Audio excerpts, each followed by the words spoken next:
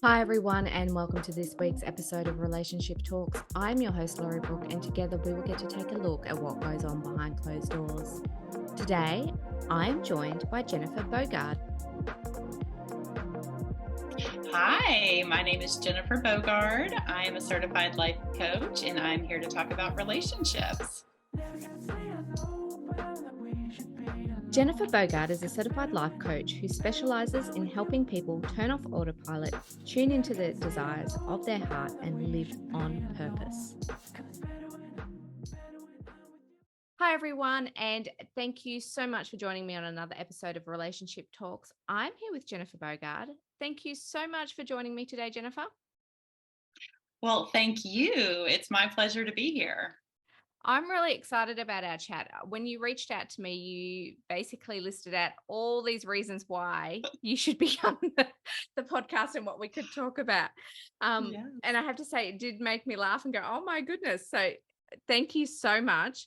My pleasure. Let's kick off with, I suppose, where it all began, and that is growing up for you and now your relationship with your parents. What is that like?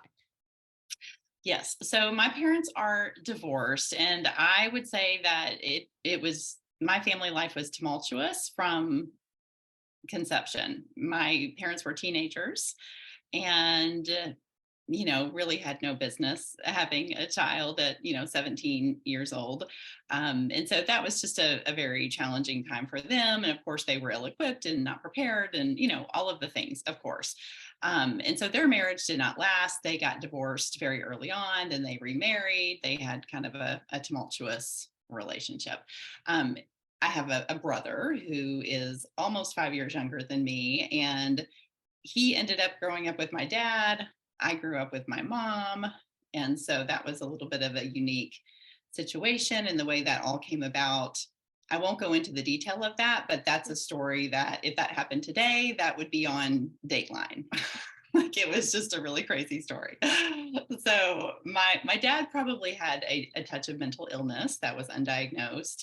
And of course, that played out in a whole host of ways. So he was very abusive to my mom in particular, which I do, have vivid memories of that. And not, he wasn't physically abusive to my brother and I, but he was just a volatile person. It was difficult to be around him. So my mom did end up remarrying so they probably divorced by the time, completely the second time by the time I was 5. And then when I was around maybe third or fourth grade, my mom and my stepdad got married, and then we moved off to Colorado, and life kind of started over. So life had been very challenging up to that point. And then my stepdad was an executive for a global company, and he kind of swept in, and it was like, whoo, life is great now. So we kind of up leveled our day-to-day living, which was great in a lot of ways.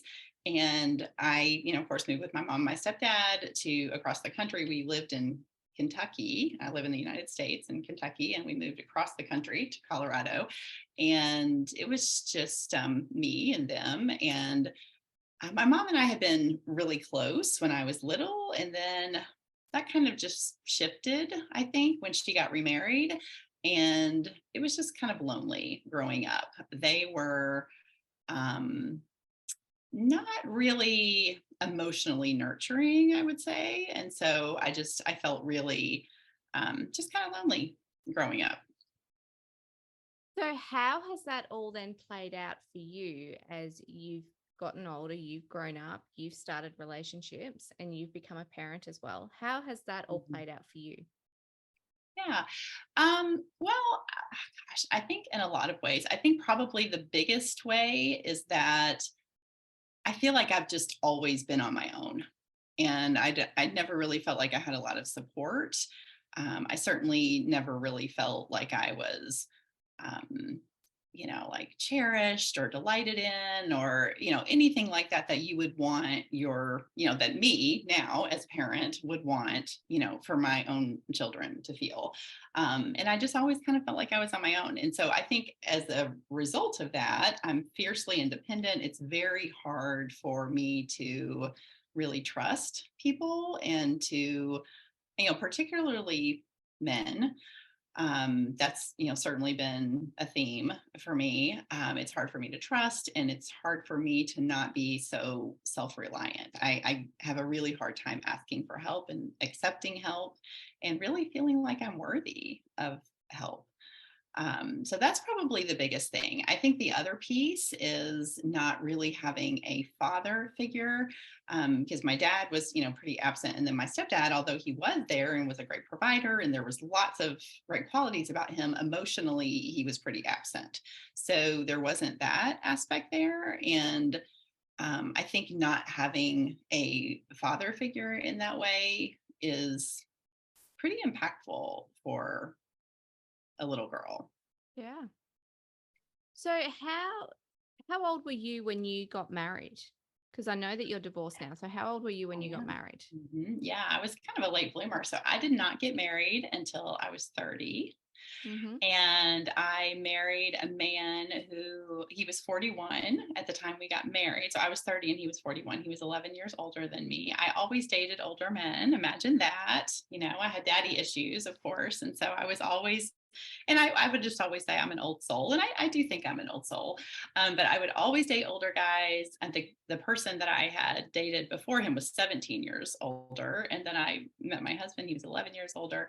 But we really kind of had a whirlwind relationship and then got married. And honestly, when I met him, I was probably at my lowest point from a self-worth standpoint, and just really felt like I'll probably never get married. And he was ready to get married. He was 40 when we met, and he was at a point where it's like, okay, it's time to check that box. And I feel like it was just kind of a convergence of factors. Looking back on that, I can definitely see we probably should, we are divorced now, and we probably should not have gotten married.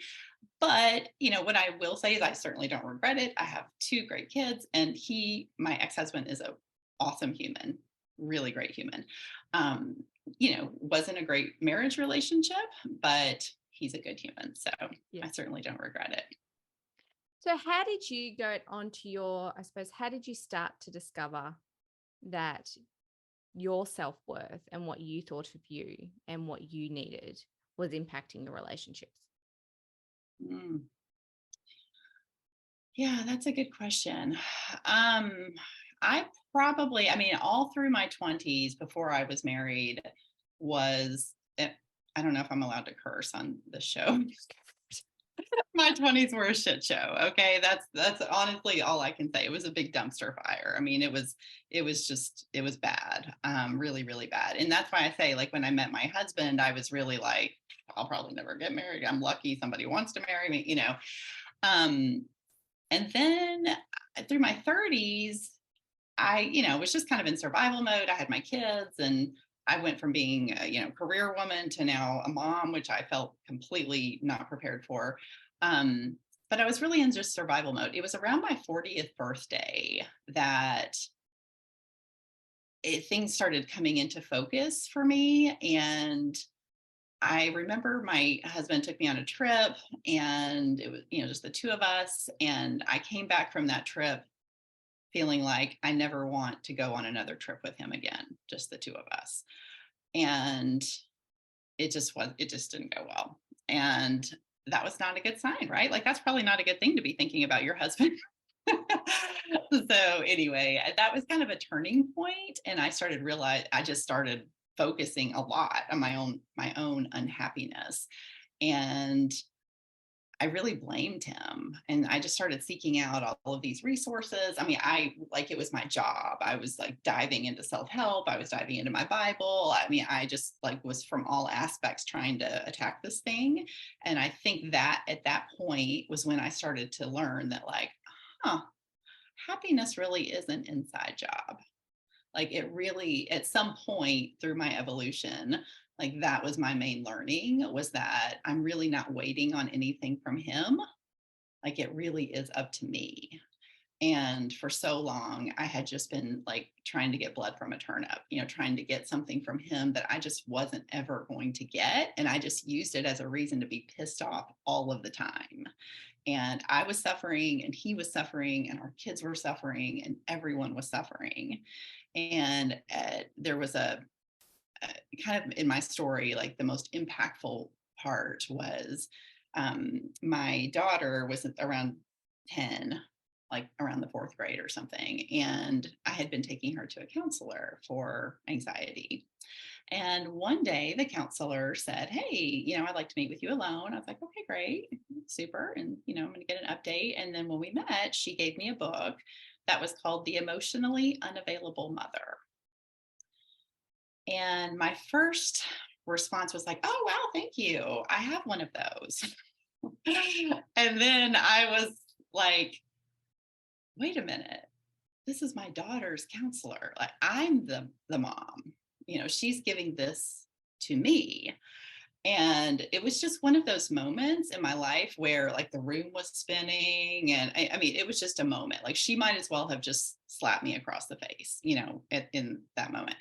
And I was kind of like, oh, and then I think she kind of saw the light come on, and I was realizing like, oh, wait, she's talking to me. And she just was so kind and so gentle. And she just said, "This is going to be hard to read. Just go slow, be gentle with yourself." I mean, she was very, very kind, but I was just like, holy crap, like what is happening? I never envisioned myself as being emotionally unavailable, but somehow in that moment, I knew that she was right. And I just went home and just really sat with that. Like, how could this be true? And then I just realized like all of my mental and emotional energy is going towards trying to get something from my husband that I'm never going to get. And my kids are suffering. It's like your mental and emotional energy is finite. It's like a pie, it's not unlimited. And I was spending the whole pie on him, and here my kids are suffering. And that was such a wake up call. Like I look back on that and I'm so grateful for that counselor, for that woman. And it was like literally I was walking down one street and I turned and started walking down another. And I was just like, something has to change. I can't go on like this. And so that's when I just kind of dove into all of the self-help. I dove into my Bible. I told my husband, we are going to marriage counseling. This is not negotiable. Like this has to happen. So that was really when I guess if that answers your question. Wow. I just, as you told me that story, I got goosebumps.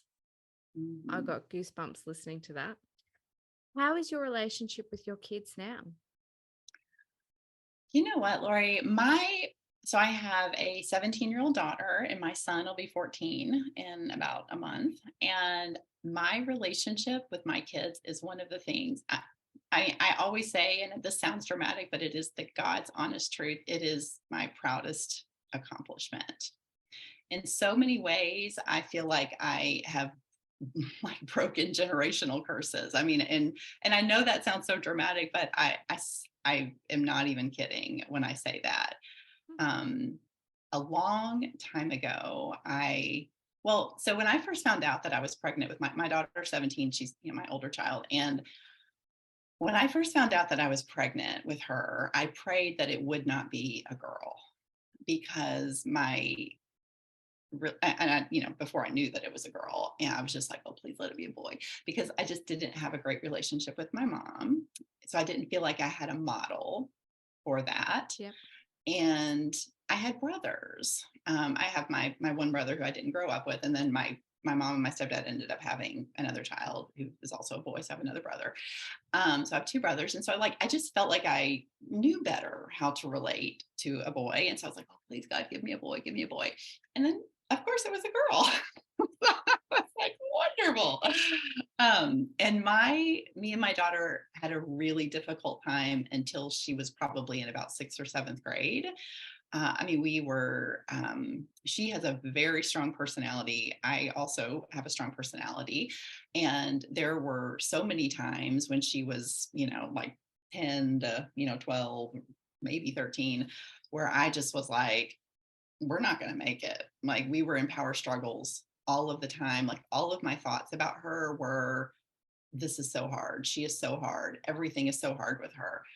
And then that has completely transformed, and that's kind of a whole other story. But honestly, her and I are so tight, and I just adore her. I enjoy her. She enjoys me. I mean, for the past few years, like her birthday, she just wants to spend it with me, and we go shopping. And that's what she wants to do. I mean, I begged her this year because she's in high school. She has a whole other friend group. I was like, I want to meet these people, like let's do, I want to see them. I want to meet them. She's like, no, we're doing what we always do.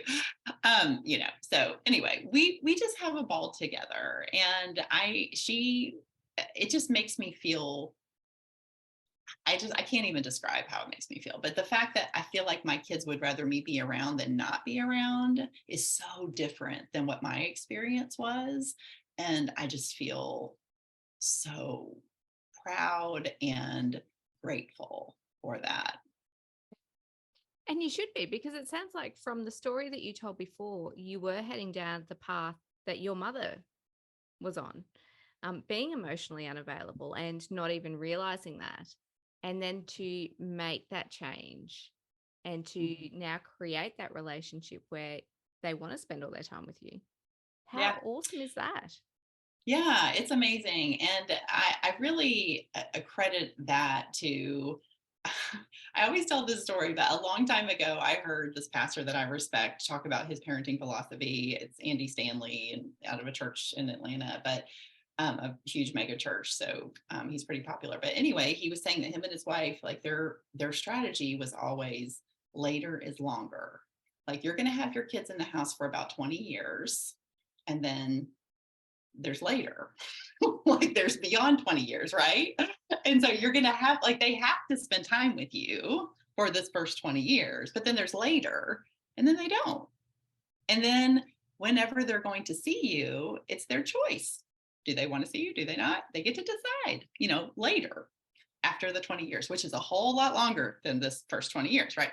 And I had heard this like when they were really little. And so that seemed like that was going to be forever. Well, now my daughter's 17, like we're knocking on the door of that, right? But when I heard that, I that immediately registered for me, because I don't really prioritize spending a lot of time with my parents. I mean, I have to have a lot of boundaries around that, and we just don't spend a lot of time together, and I don't really care to. Like, I spend as much time as I care to spend. And I mean, I certainly want to be in relationship with them, and I don't want to be a person who's not in relationship. And I just have to have a lot of boundaries just to take care of my own self in it. And so when I heard them talk about that, it resonated so strongly with me, because it's like, yeah, I'm a grown woman now and I'm in later, and no, I don't really choose it. And I want that to be different. And so I have just I've always thought of that later is longer. And I prioritize the relationship, like, above everything. And sometimes I feel like I err on the side of grace, like ridiculously so, but it has really served me in that. I mean, we do have such a strong relationship. And I feel like it's just grown a real healthy respect. Like, I have a healthy respect for them. They have a healthy respect for me. And, like, for example, my daughter, again, she's 17. And so she's a teenager, she's a normal teenager. She's doing all the teenage things. And, something had happened, and I found out about it, and I was like, oh, okay. And I found out about it like quite a bit after the fact. And she was like, oh, yeah, Mom, that happened a long time ago, blah, blah, blah. And so to her, it was like ancient history. It was no big deal. But anyway, just to make that story really short, I just said, you know what? The biggest issue here is that there's a breach to our relationship. And that's what really hurts me, is because I feel like there's a breach to our trust here. And that needs to be repaired. Like, what thoughts do you have on how could we repair that? Like, I want to trust you. And I feel like this has created a little bit of a crack in that. And so help me to figure out, like, how can we repair that? What do you think? What are your thoughts on that? And she can't stand for us to be out of sync, and I can't either, frankly. I mean, but she ended up making me like this Google, like, slide presentation. It was the cutest thing. Why she was a good kid, and that she was experimenting, but she'll never do that again. And I can trust her. And then, she's like, let's be, the last one was like, let's be besties again. It was a picture of us. So she's like, let's be besties again, which means I always say, like, I'll be your bestie one day. I'm not your bestie today. I'm your mom. But I mean, it was just the sweetest thing. But I really loved that opportunity. I felt like that whole situation brought the opportunity for me to say, like, this is the most important thing. Like, I don't care about drinking, right? Like, we can deal with that. but there's a breach to our relationship, and that's what I care about. And then, to kind of get her input on that, just it was actually just, it felt like what does this make possible, right? So I hated that situation happened, but that situation made possible this repair that actually ended up strengthening our relationship. That is beautiful. So tell me about your son. How do you prioritize that relationship with him? Yeah. Well, that's a great question, Lori. And I mean, my son is awesome. He is such a cool kid. And he is a 13-year-old boy. It's honestly way more difficult just organically than it is with my daughter, only because, he's the opposite sex. And, he lives in the house. I mean, his dad is active with them both. And so he sees my son all of the time, but my son lives in the house with me and my daughter. Things happen way more organically with her than they do with him. But he's a real relational kid. I mean, fortunately, but he's also a sports kid. And like, that's his main thing. He loves all the stats, everything that he loves are things that I have no idea about. And so for me to connect with him, I have to be very super intentional. And it doesn't take a lot. I mean, honestly, I can go shoot baskets with him in the driveway for 10 or 15 minutes and it fills his cup. And quality time is his love language for sure. I can be like, hey, let's go get, a soda at Sonic. And he'll be like, great. And we'll spend, 20, 30 minutes in the car and his cup is full. It doesn't take a lot. But I really do, in order to just even have things to talk about, like I'll find myself like listening to a sports podcast for 15 or 20 minutes just to get some information so that I can go back to him and say like, oh, hey, bud, and talk to him about things that are of interest to him. Yeah. Because I don't run across that information unless I seek it out because I'm really not interested in it. So anyway, all of that to say, I do have to be way more intentional. And again, quality time really speaks to him. And so that's what I have to do is just carve out some one-on-one time. And then that's enough.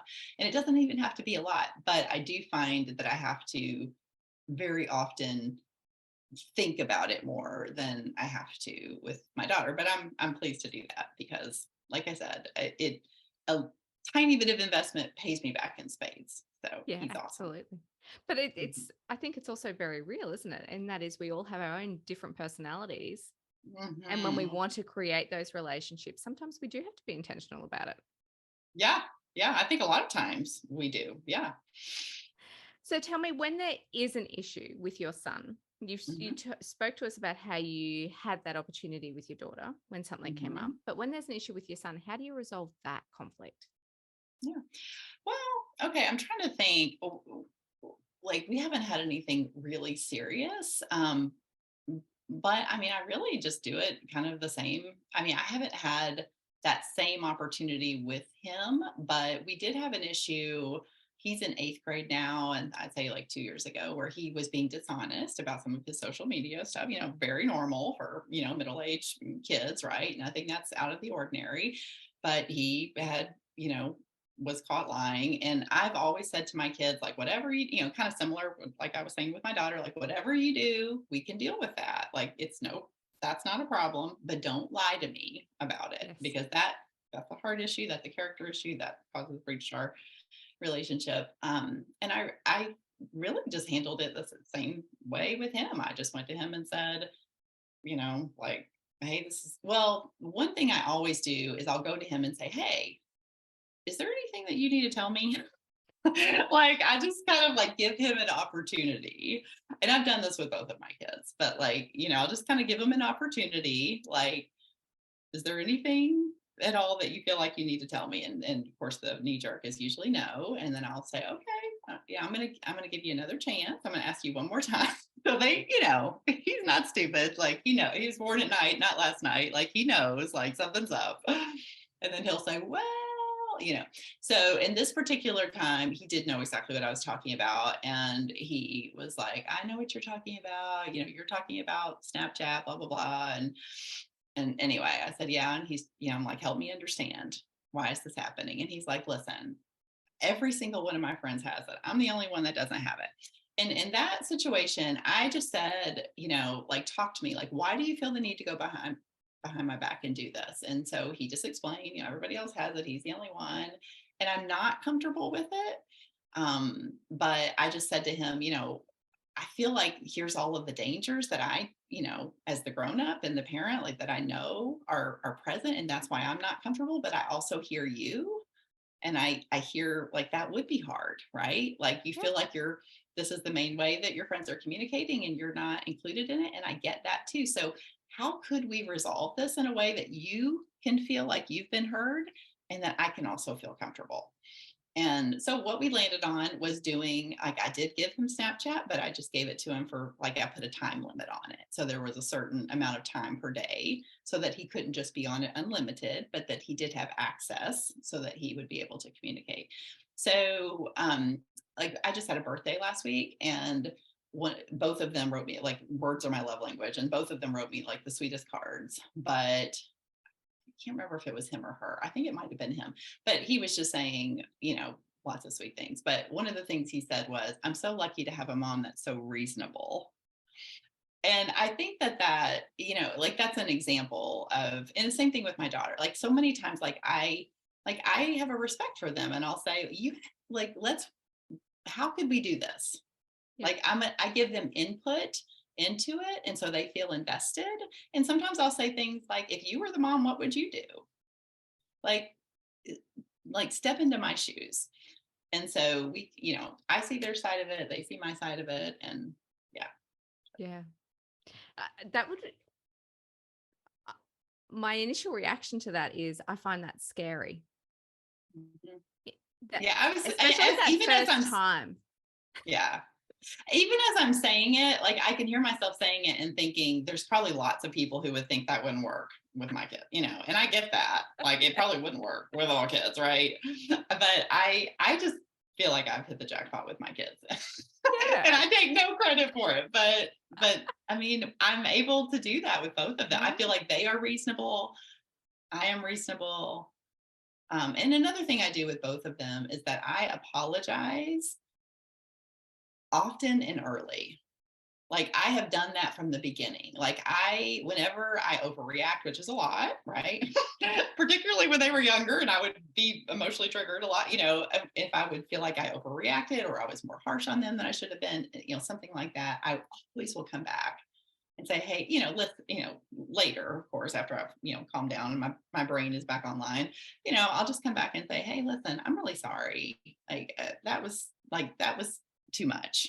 Like, yes, I was angry and there was a reason to be angry, but that was too much. And anyway, I've done that for so long and they are also now very, like, I feel like I've modeled that. And I notice now that they both are very quick to do the same thing. And it just makes my heart so happy.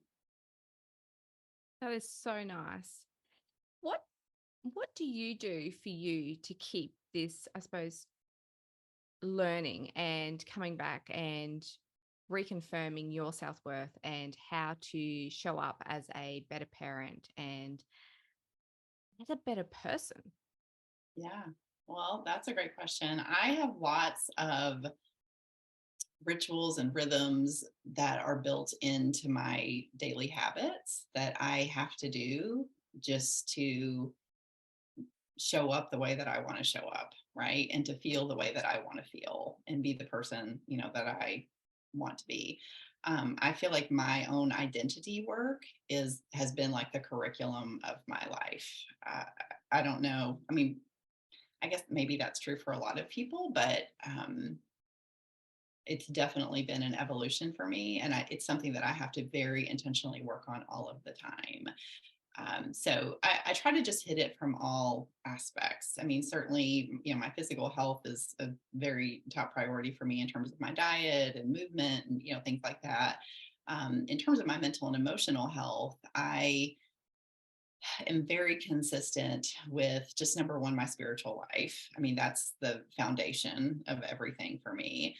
But also, I do what I call self coaching. So I'm a life coach and I coach other people, but I do self coaching in that it's just real simple. And I just kind of download my brain onto paper and I'll just, to me, when I do that, I'm getting all of my thoughts onto the paper so that I can see them and I can handle them. And, that just helps me to kind of create some distance from them. So I become an observer of my thoughts and, gain authority over them basically. And just kind of see like, oh, well, that's interesting that I'm thinking that. And then I have a process that I work through that, is just a tool that I use with my clients just to kind of put it all into a structure and to see like, well, when I'm thinking this, it makes me feel this way. And when I feel that way, this is how I act. And this is the result that it creates. And if that's not the result that I want, well, then let's get back to the root of like, this is what I'm thinking. So what else is possible? How else could I be thinking about this? Or what else could I focus on here? Because sometimes there's lots of things that are true, but just it doesn't serve me to be focusing there. Like where else could I focus? So anyway, so that's another thing that I spend a lot of time doing. I also meditate just to kind of, calm my brain. And I honestly feel like that's been a really powerful practice. And I recommend that to all of my clients, just because when you do have a regular practice of meditation, it really helps to just kind of help to decrease your reactivity. I feel like it just creates that space in your brain where you can just take a little bit of a pause when triggers do occur. I mean, we're all human. We're all going to be triggered. That's just part of the, part of the package of being a human. But to be able to just take even just a breath of a pause, it makes all of the difference in all of your interactions and all of your relationships. Yeah, that whole the change between responding as opposed to reacting. Exactly. You got it. Mm-hmm. So tell me, what do you think the secret is to strong, healthy relationships? Great question. I'm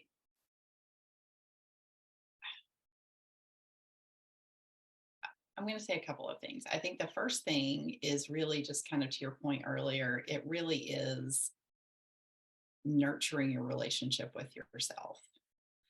I really feel like it's when you are showing yourself love and grace and compassion, it makes it so much easier to dole that out to other people. And when you are in constant criticism and judgment of yourself, then you're more likely to be doling that out to other people. So I feel like the relationship that you have with yourself kind of sets the tone for the types of relationships or your tendencies in relationship with other people. So I think that's probably the first thing that I would say. The second thing that I would say is to just really be aware of, I call them manuals that we have for other people. I think it's so common for us to have these unwritten rules and expectations of other people in relationship that they don't have any idea about, but yet we're holding them accountable to them. And I think that if we can just, be aware of that and kind of strip that away and just let people be who they are, then, of course, creating boundaries for our own self, right? So that, we can be in relationship in a way that's taking care of me and also taking care of them. But if we can just get rid of those manuals that we have for people and just let people be who they are. Yep. And it's okay. It's okay. Like like with my mom, for example, my dad is actually now passed away, but with my mom, and this is probably common for mother daughters, right? But it's like, she will make me crazy. She will make me crazy. And I really just have to like remind myself all of the time. It's like, it's okay. It's okay. She gets to be who she is. It's okay. It's not a problem. And I still have to coach myself through that, right? So, it's very normal and very human, but just to raise our awareness around that, I think is really helpful. It goes a long way in building relationships. Yeah. That their stuff is their stuff. You don't have to take it on. Yes, exactly. Lovely. Yes. Thank you so much for joining me today. I've really enjoyed our chat. It's my pleasure. Thank you for having me. You're so welcome. And thank you so much for listening to this week's episode of Relationship Talks. If you can, I would love for you to jump on and leave a review. And whilst you are at it, don't forget to like and subscribe to our YouTube channel. Please join me again next week when we get to take a look behind closed doors at someone else's relationship. But until then, I am your host, Lorrie, and remember, the choice is yours, so make today and the week the very best it can be.